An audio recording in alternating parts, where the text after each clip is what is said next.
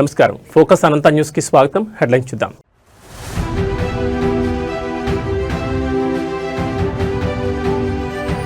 సోనియా గాంధీ స్వరాష్ట్ర కలను సాకారం చేశారు. సీఎం రేవంత్ రెడ్డి ఆసక్తికర వ్యాఖ్యలు.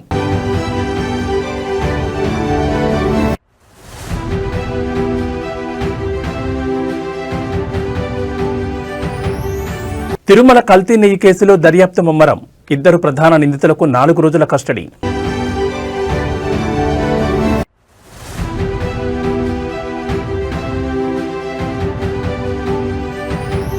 ఇండిగో సేవల్లో అంతరాయాలు స్థిరపడుతున్నాయి. లోక్సభకు తెలిపిన కేంద్ర పౌర విమానయాన శాఖ మంత్రి.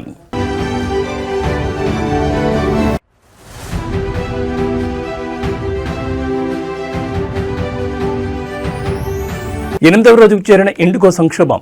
శంషాబాద్ ఎయిర్పోర్ట్లో 56 విమానాలు రద్దు.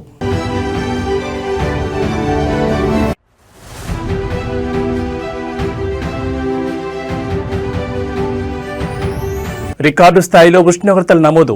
అల్లూరి ఏజెన్సీని వణికిస్తున్న చలిపులి.